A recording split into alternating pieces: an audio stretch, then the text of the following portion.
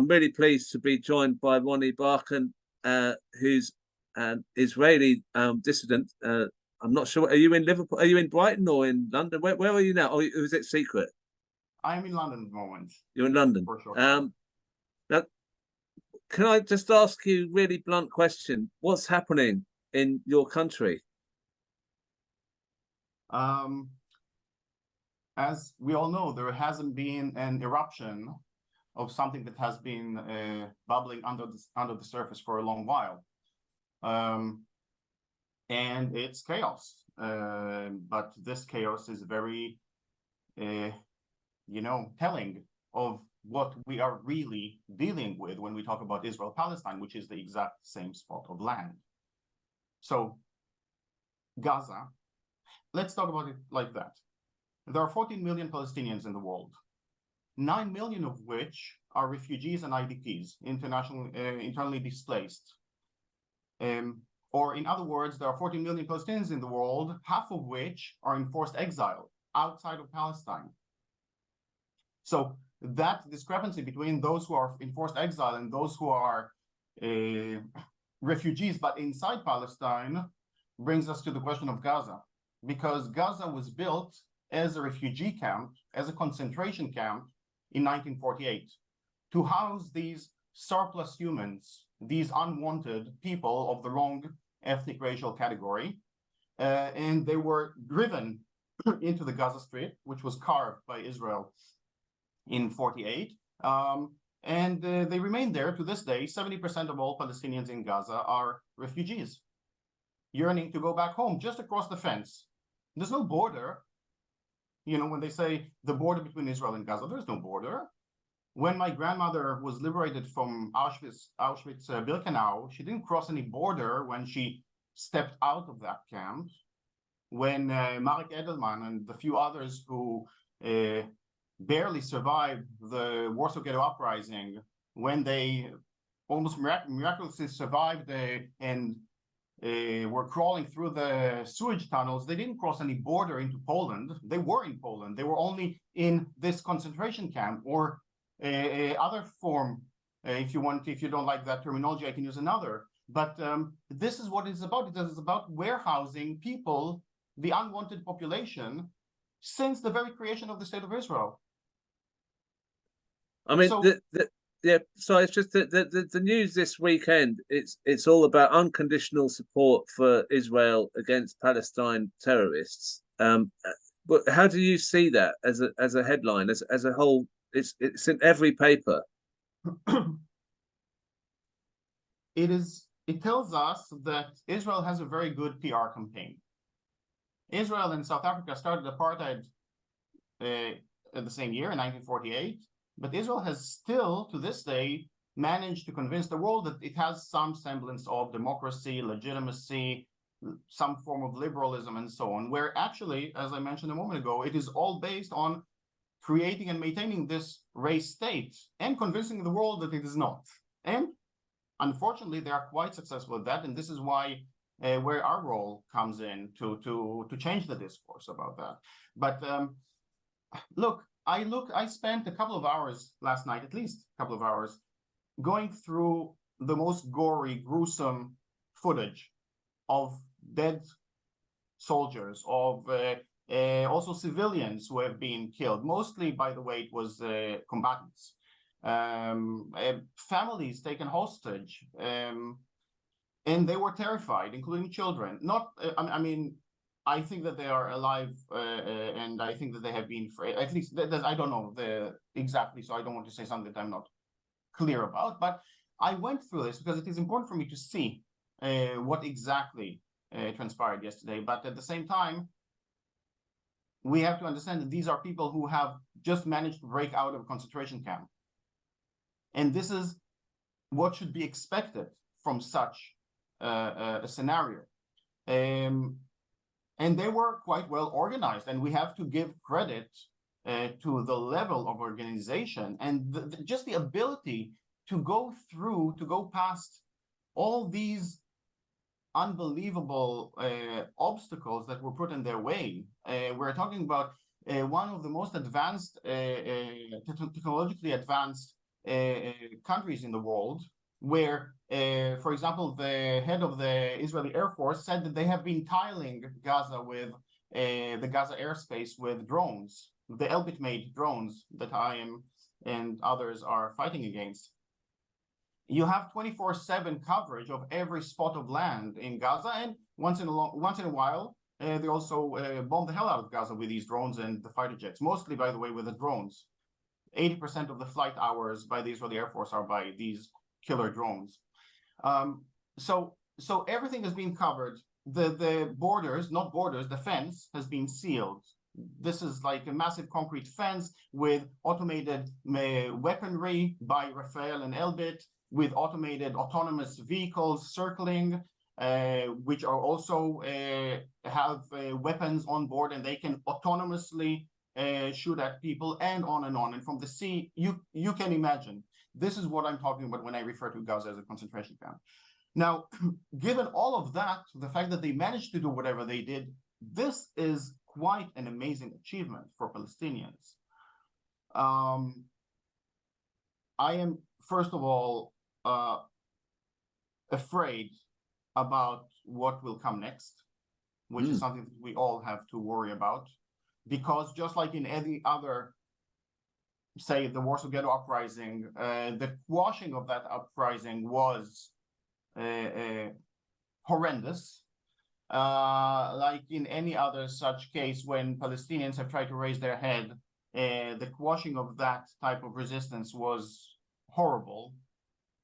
And there were already statements beforehand.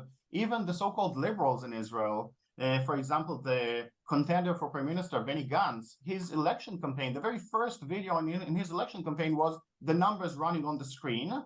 And these were the numbers that of so-called terrorists that he killed in Gaza, because he was the chief of staff at the time, just before he ran for Prime Minister role.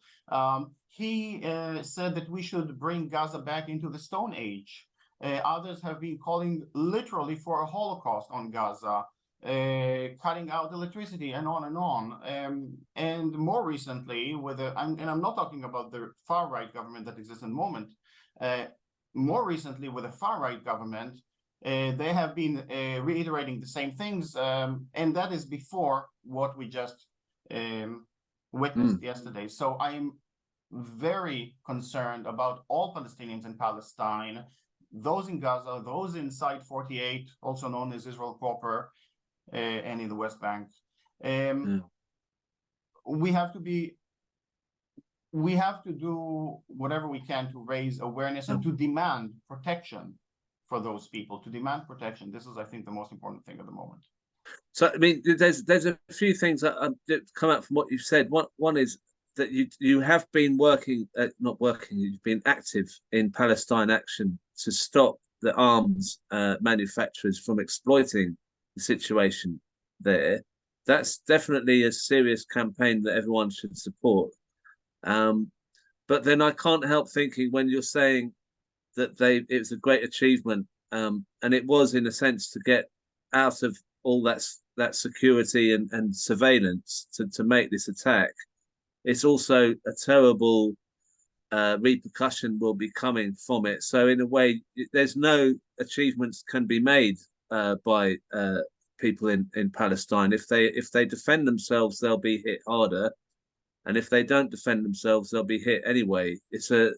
And the media. I mean, I saw an editorial in the Sunday Telegraph today that said Palestinians will necessarily be killed, innocent Palestinians, but we've got to accept that. I mean, that's an editorial from, they just don't care about civilians dying who are Palestinians. The media, as you say, the PR job has been so thorough that it's almost as if Palestinians are given this kind of propaganda that they're second-rate or third-rate citizens of the world. I mean, it's appalling, and we're seeing. I mean, I can't bear to watch the TV. I mean, I'm looking at the newspapers. I couldn't bear to watch the TV. What they're going to say on there. But what I wanted to say, we were going to talk about, was the apartheid the censorship that the Labour Party has given to the word apartheid. I And mean, this ties into everything that is happening in Gaza.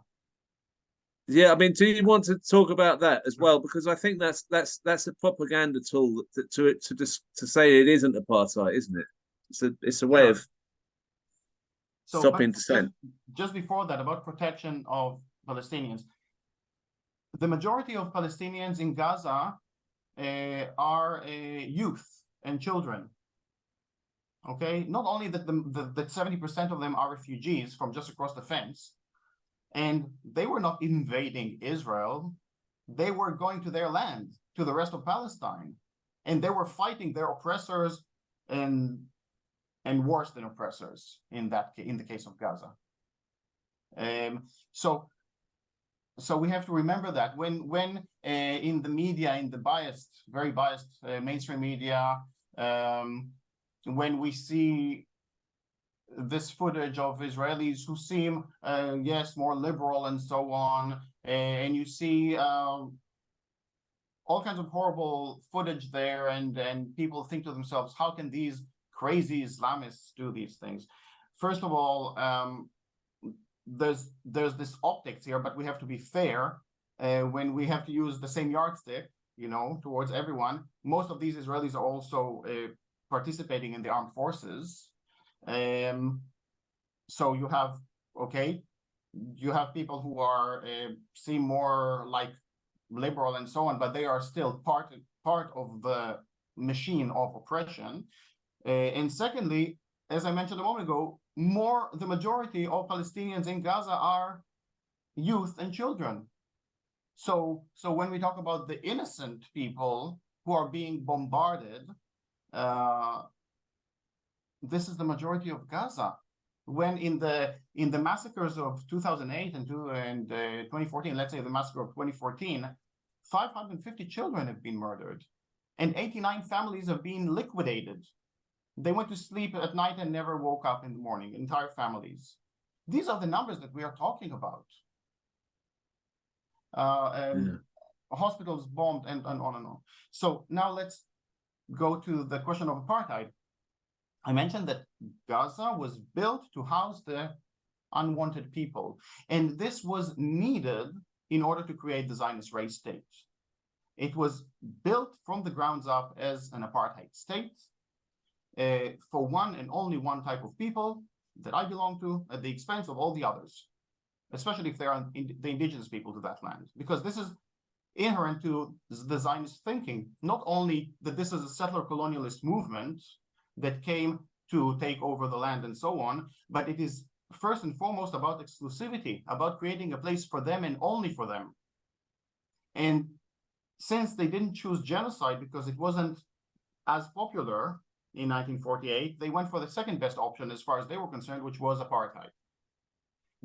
So they had to create a place that was for them and only for them, and make sure that the others will be denied, either will not be on that land, or if they did remain on the land because they didn't manage to expel everyone in 1948, they will be denied equal standing. And this is how the apartheid system was established in 1948. And then they had to make sure that obviously those who have been expelled will never be able to come back. So the whole legal framework in Israel is based on that notion. And for that purpose, the people in Gaza who are majority refugees, they cannot be allowed to go back. Okay, and so now when we talk about apartheid, and when you hear about it in mainstream media and also in most of progressive media, they will talk about the horrible situation in the West Bank and in Gaza. But the most part of apartheid, as I mentioned a moment ago, is related to those who have been expelled and to this day are denied the right to come back home. And the majority of those are actually outside of that territory. I mentioned half of all Palestinians are to this day refugees in forced exile, usually in the neighboring countries, the majority in Jordan, Syria, Lebanon. The luckier ones are in the UK and North America and so on. So when we talk about apartheid, this is a very serious crime. It is it is basically categorized as a crime against humanity on par with genocide.